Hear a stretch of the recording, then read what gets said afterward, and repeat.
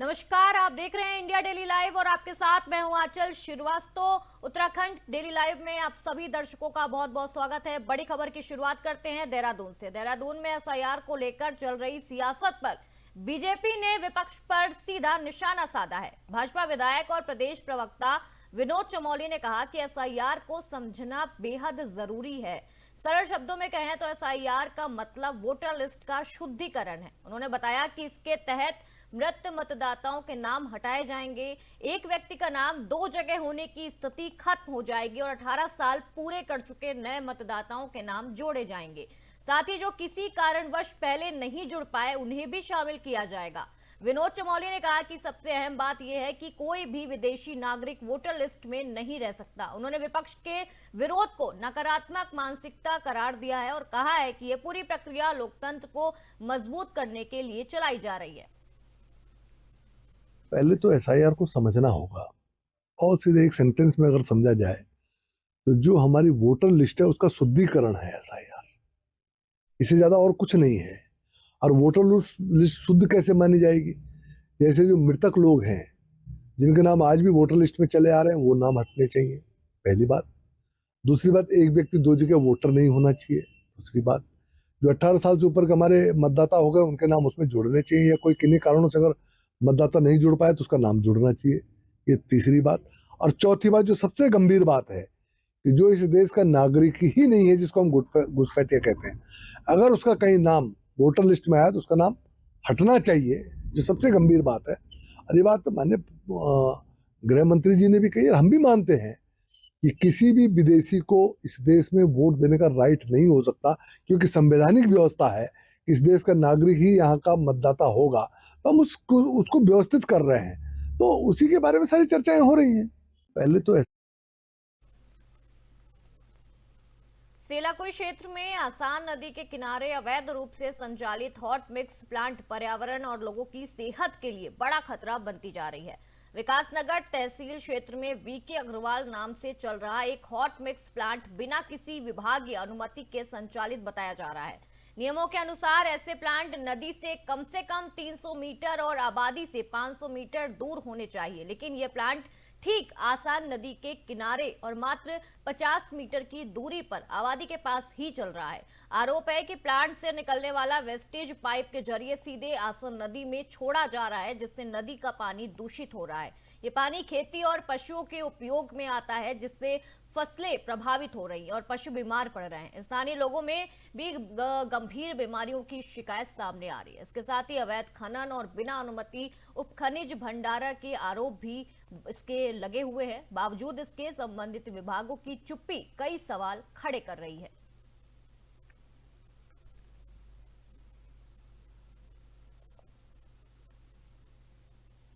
तीर्थ नगरी ऋषिकेश में वॉको इंडिया विग बॉक्सिंग फेडरेशन के राष्ट्रीय अध्यक्ष संतोष कुमार अग्रवाल का पहली बार आगमन हुआ है। इस दौरान उन्होंने त्रिवेणी घाट पर मां गंगा की भव्य आरती में भाग लिया और भारत का नाम खेल जगत में विश्व स्तर पर रोशन होने की कामना की। ऋषिकेश पहुंचने पर राष्ट्रीय हिंदू शक्ति संगठन और गंगा सभा के सदस्यों ने उनका स्वागत और सम्मान किया। मीडिया से बातचीत में संतोष कुमार अग्रवाल ने कहा कि तीर्थ नगरी में मिला सम्मान उनके लिए अविस्मरणीय है और वह इसके लिए हमेशा ऋणी रहेंगे। उन्होंने बताया कि वह अस्मिता किक बॉक्सिंग लीग में हिस्सा लेने ऋषिकेश आए हैं, जिसका आयोजन खेलो इंडिया और युवा कार्यक्रम के मंत्रालय से इंटरनेशनल पब्लिक स्कूल में किया जा रहा है। सबसे पहले तो आज पहली बार मैं ऋषिकेश आया हूं और यहाँ आकर बहुत ही अच्छा महसूस हो रहा है और शानदार गंगा आरती के दर्शन किए हमने यहाँ पर।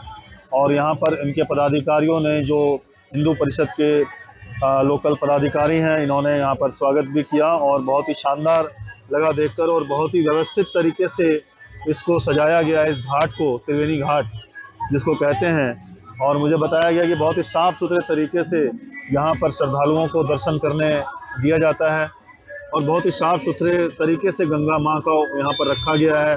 और मुझे बहुत ही शानदार अनुभव लगा आज यहाँ पर पहुँचकर कि इतनी साफ सफाई भी यहाँ पर हो सकती है। ऐसा देखकर महसूस हो रहा है कि और भी जो भारत के अन्य तीर्थ स्थान हैं वो भी यहाँ की तरह यदि साफ सुथरे हो जाएं तो बहुत ही अच्छा होगा हमारे देश के लिए। और मैं इसके लिए यहाँ के सभी पदाधिकारियों का और मेरे साथ जो हमारी किक बॉक्सिंग एसोसिएशन की शिवानी गुप्ता जी हैं, उनको मैं धन्यवाद देता हूँ कि उन्होंने मुझे यहाँ पर आने का मौका दिया और यहाँ पर मुझे दर्शन करने का सौभाग्य प्राप्त हुआ। सबसे पहले रायवाला से एक बड़ी सड़क दुर्घटना की खबर सामने आ रही है। हरिद्वार से देहरादून की ओर जा रही सेना की स्कॉर्पियो गाड़ी सड़क किनारे खड़े सीमेंट मिक्सर ट्रक से पीछे से जा टकराई। यह हादसा शनिवार रात करीब 10:15 बजे हरिद्वार देहरादून राजमार्ग का सत्यनारायण मंदिर के पास हुआ। टक्कर इतनी जबरदस्त थी कि वाहन में सवार 4 सैन्यकर्मी गंभीर रूप से घायल हो गए। सूचना मिलते ही रायवाला कोतवाली पुलिस मौके पर पहुंची और सभी घायलों को 108 एम्बुलेंस की मदद से एम्स ऋषिकेश भिजवाया गया। साथ ही घटना की जानकारी रायवाला कैंट की मिलिट्री पुलिस को भी दी गई, जिसके बाद सेना के जवान भी मौके पर पहुंचे। फिलहाल घायल जवानों की पहचान नहीं हो सकी। पुलिस मामले की जांच में जुटी हुई है।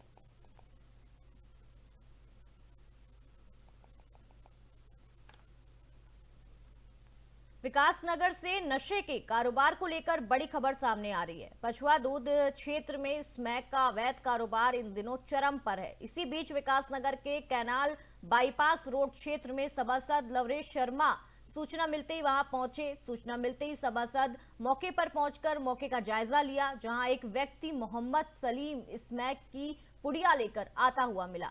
पूछताछ में उसने बताया कि वो मनोज के घर से स्मैक लेकर आया है। इसके बाद वो सभासद लवलेश शर्मा मनोज के घर पहुंचे तो आरोपी ने बदतमीजी करते हुए अंदर जाने से उनको रोक लिया, लेकिन घर की तलाशी लेने पर वहां से स्मैक की पुड़िया भी बरामद हुई। मामले की जानकारी संबंधित विभाग और पुलिस को दी गई है। अब आगे की कार्रवाई पुलिस द्वारा की जा रही है। बहुत दुख का विषय है कि मतलब हमारे वार्ड में इस तरीके का काम हो रहा है और पहले भी हमने इस चीज को लेके पुलिस में शिकायत करी थी, मगर इसमें कोई कार्रवाई नहीं हुई। आज मुझे जब कुछ लोगों ने बताया कि आज भी यहाँ स्मैक दबाकर बिक रही है और यहाँ रोज ही बिकती है। ये मनोज नाम का व्यक्ति है जिसका ये घर है और इसके यहाँ स्मैक करने लड़के आते भी और बेचे भी जाती है यहाँ पे। मैं सामान लेने के लिए आया था सर। किस तरह का सामान? सामान है स्नैक सर। अच्छा, कब आए आप? मैं अभी आया 10-15 मिनट पहले। अच्छा, किसने दिया आपको स्नैक का सामान? स्नैक मुझे दी आरिफ ने। अच्छा, और ये घर किसका है? घर है ये मनोज का। अच्छा, कितने की दी स्नैक? ये मैंने 500 का। बहुत दुख का विषय है। हरिद्वार में आबादी वाले इलाकों में जंगली हाथियों की आवाजाही लगातार बढ़ती जा रही है। शनिवार को मिसरपुर क्षेत्र की रिहायशी कॉलोनी में 2 जंगली हाथी घूमते हुए नजर आए, जिन्हें देखकर लोगों में अफरा तफरी मच गई। घरों के बाहर से विशालकाय हाथियों के गुजरने से दहशत का माहौल बन गया। उधर आगामी कुंभ मेले को देखते हुए वन विभाग ने हाथियों की आवाजाही रोकने की योजना तैयार कर ली है। डीआरएफओ के मुताबिक प्रभावित इलाकों में एल्फीफेट प्रूफ टच यानी हाथी रोकने के लिए खाई बनाई जाएगी। योजना के तहत करीब 8 किलोमीटर लंबी खाई और सोलर फेंसिंग की व्यवस्था की जाएगी, जिसका प्रस्ताव शासन को भेज दिया गया है। वहीं ग्रामीण इलाके में हाथियों द्वारा फसलों को नुकसान पहुंचाए जाने से किसान में वन विभाग के खिलाफ नाराजगी भी देखी जा रही है। कनखल, जगजीतपुर, अजीतपुर, गाड़ोवाली, मिसरपुर, ये जो क्षेत्र है इसमें जो है पूर्व से ही हाथियों का आवागमन बना रहता है। इस आवागमन के दृष्टिगत और कुंभ के दृष्टिगत जो है कनखल से लेकर हमारा जो बैरागी कैंप से लेकर नीचे अजीतपुर तक इनकी आवाजाही रोकने हेतु एक एलिफेंट प्रूफ ट्रेंच हाथी रोधी खाई का निर्माण प्रस्तावित किया गया है। उसके साथ साथ ही सोलर फेंसिंग का भी जो एक निर्माण प्रस्तावित किया गया है, जिसमें टोटल 7.5 से 8 किलोमीटर की हाथी खाई और उतनी ही पैरेलल सोलर फेंसिंग का प्राविधान रखा गया है, जिसमें जो है इस हाथियों का जो आवागमन है, हाथियों के झुंड का आवागमन, उसको रोका जा सके और जो हमारी फसल की नुकसान हो रहा है और कुंभ के दृष्टिगत जो है सेफ्टी के दृष्टिगत भी जो है ये कारगर होगा। ये खाई जो है हमारा जो बैरागी कैंप है, मजाडो से होते हुए जो हमारा रिंग रोड है उसके नीचे से होते हुए जो है आगे अजीतपुर तक प्रस्तावित है और ये इसका प्रस्ताव जो है वो उच्च स्तर को प्रेषित किया जा रहा है। कनखल, जगजीतपुर। गोवा के एक क्लब में हुए भीषण अग्निकांड के बाद ऋषिकेश में फायर विभाग अलर्ट मोड पर आ गया है। शहर के होटल, अस्पताल, शॉपिंग मॉल और बड़ी जो व्यावसायिक जगह है जहां आने जाने वाले लोग आते जाते हैं, विजिट करते हैं, वहां फायर ब्रिगेड की टीम तैनात हो गई है और ऑडिट अभियान शुरू कर दिया गया है। ऑडिट के पहले दिन एक होटल और एक अस्पताल के निरीक्षण में अग्नि सुरक्षा मानकों में खामियां पाई गई, जिसके बाद फायर विभाग ने संबंधित संचालकों को 3 दिन के भीतर कमियां दूर करने के कड़े निर्देश भी जारी किए। एफएसओ सुनील दत्त तिवारी ने स्पष्ट किया है कि तय समय सीमा में सुधार न होने पर सख्त कानूनी कार्रवाई भी की जाएगी। उन्होंने बताया कि क्रिसमस और नए साल पर बड़ी संख्या में पर्यटकों के आने की संभावना है। ऐसे में पर्यटकों की सुरक्षा को देखते हुए अग्नि सुरक्षा ऑडिट बेहद जरूरी हो गई है।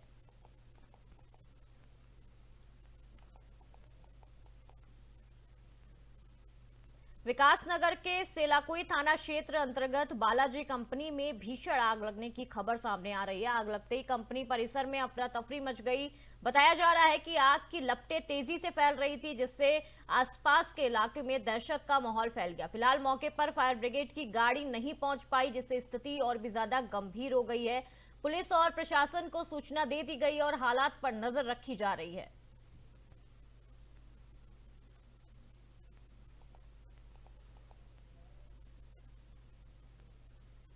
उत्तराखंड सरकार ने मानव वन्यजीव संघर्ष में हुई मौतों के परियोजनाओं को अब 10 लाख रुपए मुआवजा देने की मंजूरी दे दी है। इससे पहले मृतकों के परिजनों को 6 लाख रुपए का मुआवजा दिया जाता था, जिसे अब बढ़ाकर 10 लाख रुपए कर दिया गया है। भाजपा सरकार प्रदेश में आई थी तब ये मुआवजा 4 लाख रुपए था, जिसे पिछले वर्ष 6 लाख रुपए और इस वर्ष 10 लाख रुपए बढ़ा दिया गया है। इसके अलावा अब केवल गंभीर या आंशिक रूप से घायल व्यक्तियों को ही मुआवजा नहीं मिलेगा, बल्कि घायलों पर हुए सभी खर्चों को राज्य सरकार वहन करेगी। ये कदम मानव वन्यजीव संघर्ष में सुरक्षा और सहायता सुनिश्चित करने के लिए उठाया गया है।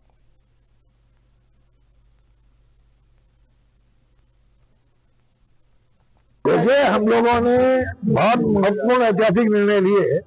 हमारी जब सरकार बनी तो मानव वन्यजीव संघर्ष में 4 लाख का प्रावधान था। विगत वर्ष हमने उसको 6 लाख किया और इस वर्ष हमने उसको 10 लाख कर दिया, और पहली बार। उसके अलावा उसमें प्राविधान है आंशिक रूप से घायल या गंभीर घायलों को भी मुआवजे का प्राविधान था।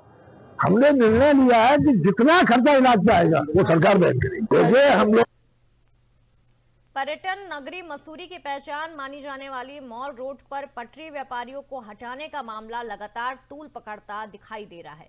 नगर पालिका प्रशासन ने 20 दिसंबर से मॉल रोड पर पटरी लगाने पर पूर्ण प्रतिबंध लगा दिया है। एसडीएम मसूरी राहुल आनंद द्वारा हाल ही में किए गए सर्वे में कुल 69 पटरी व्यापारियों को चिन्हित किया गया था और उन्हें शहर के अन्य उपयुक्त स्थानों पर व्यवस्थित कराने की प्रक्रिया जारी है। हालांकि सर्वे सूची से बाहर रहे व्यापारियों में भारी आक्रोश है और उनका आरोप है कि चिन्हितकरण प्रक्रिया पारदर्शी नहीं है। इस मामले ने राजनीतिक रंग भी पकड़ लिया है, जहां कांग्रेस के वरिष्ठ नेत्री सोनिया आनंद रावत ने व्यापारियों का समर्थन करते हुए पालिका अध्यक्ष मीरा सकलानी पर गंभीर आरोप लगाए। दूसरी ओर मीरा सकलानी ने कहा कि माल रोड को किसी भी हालत में मच्छी बाजार नहीं बनाने दिया जाएगा और पात्र व्यापारियों की पूरी व्यवस्था सुनिश्चित की जाएगी।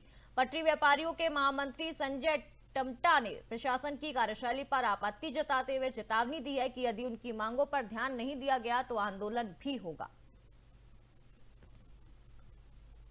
सर से मिले थे, एसडीएम साहब से मिले थे। एसडीएम साहब ने ये बोला था कि हमारी मीटिंग हो रही है। पहले तो इन्होंने 11 तारीख को बोला, आज भी मीटिंग के लिए इनके पास कॉल आती है तो ये सारे लोग जो है 2 बजे से यहाँ पे खड़े हैं।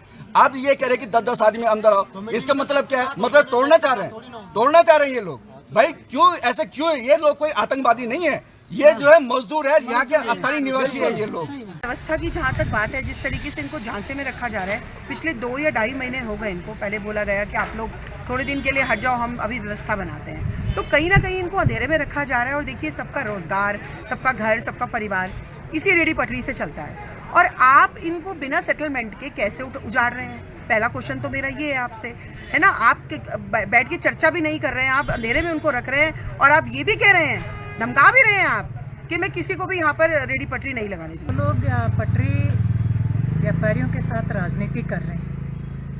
उनका मकसद ये नहीं कि पटरी व्यवसायियों को अस्थायी रूप से कहीं स्टेब्लिश किया जाए। उनका मकसद है कि हमारा नाम लिस्ट में नहीं आया है, इसलिए वो राजनीतिकरण हो रहा है। फलाने व्यक्ति को आप अंदर रखिए, फलाने व्यक्ति को आप बाहर रखिए। तो आप बताइए, मैंने किस व्यक्ति से कब और कैसे कहा? कि हमारे लोगों को अंदर रखे, कि फलाने व्यक्ति के लोगों को अंदर रखे। हम इस तरीके की राजनीति नहीं करते हैं। मैं फिर से आप लोगों के माध्यम से यही निवेदन कर रही हूँ पटरी व्यवसायियों से कि जो लोग जायज़ लोग हैं वो उन लोगों को आप लिस्ट में रखिए। जो लोग नहीं जायज़ हैं, अगर गलती से कोई 2-4 लोग उस लिस्ट में ऐसे आ गए हैं जिनकी और भी आजीविका के साधन है, आप उस लिस्ट से उनको आउट कीजिए। सर से मिले थे। धामी कैबिनेट के उस फैसले को लेकर प्रदेश की राजनीति गर्मा गई है, जिसमें बिना उपयोग परिवर्तन के कृषि भूमि पर रिजॉर्ट निर्माण की अनुमति दे दी गई है। कांग्रेस ने इस निर्णय को प्रदेश के भू कानून और जमीन की सुरक्षा के खिलाफ बताते हुए सरकार पर सीधा हमला बोला है। कांग्रेस की प्रदेश प्रवक्ता प्रतिमा सिंह का कहना है कि भाजपा सरकार एक ही राज्य में 2 अलग अलग भू कानून चला रही है और बिल्डरों तथा भू माफियाओं को फायदा पहुंचा रही है। उनका आरोप है कि इस फैसले से प्रदेश की मूल पहचान को नुकसान पहुंच रहा है। वहीं भाजपा ने कांग्रेस के आरोपों को खारिज करते हुए इसे विकास और रोजगार से जुड़ा फैसला बताया है। भाजपा प्रदेश प्रवक्ता हनी पाठक का कहना है कि रिजॉर्ट निर्माण की अनुमति स्थानीय उत्तराखंड वासियों को दी जा रही है, जिससे युवाओं को रोजगार मिलेगा और पहाड़ी क्षेत्रों में पलायन रुकेगा। भाजपा का दावा है कि धामी सरकार उत्तराखंड की भौगोलिक परिस्थितियों को ध्यान में रखते हुए जनहित में फैसले ले रही है। ये जो फैसला कैबिनेट में कल लिया गया है, ये भारतीय जनता पार्टी का जो असली चेहरा है उसको उजागर करने का कार्य करता है। पहले लोग डरते थे कि जबरन किसी से हम जमीन अगर ले लेंगे, कृषि जमीन, क्योंकि उसका जो नेचर था वो चेंज कराना पड़ता था तहसील से, आपको कमर्शियल यूज में उसको जो है 142 के तहत लेके आना पड़ता था। लेकिन आज स्थिति ये है कि आप फरमान जारी कर रहे हैं कि आइए भू माफियाओं, आइए और जो है जबरन जमीन लीजिए, कौड़ी के भाव जमीन हमारे किसान भाइयों से ले लीजिए और उसको बिना जो है उसका चेंज किए हुए जो कार्य होता है उसको आप वहां पे कमर्शियल यूज करिए उसका। देखिए, कांग्रेस का ये बयान अपने आप में खुद सिद्ध करता है कि वो उत्तराखंड के युवाओं के प्रति बिल्कुल भी समर्पित नहीं है और ये भी वो बता रहे हैं कि वो उत्तराखंडी है ही नहीं, क्योंकि उत्तराखंड की भलाई के लिए ये कदम उठाया गया है। किसी भूमाफियाओं को नहीं दिया जा रहा है रिजॉर्ट बनाने की अनुमति। वो हमारे उत्तराखंड के लोग हैं। वहां अगर रिजॉर्ट बनता है तो निश्चित रूप से वहां रोजगार के अवसर प्राप्त होंगे और जो हमारे पलायन की समस्या है उसमें भी ये काफी ज्यादा लाभप्रद साबित होगा। ये जो फैसला कैबिनेट में कल लिया गया है, ये भारतीय तो ये थी उत्तराखंड की तमाम बड़ी खबरों का सिलसिला यूं ही जारी रहेगा। आप देखते रहिए इंडिया डेली लाइव। नमस्कार।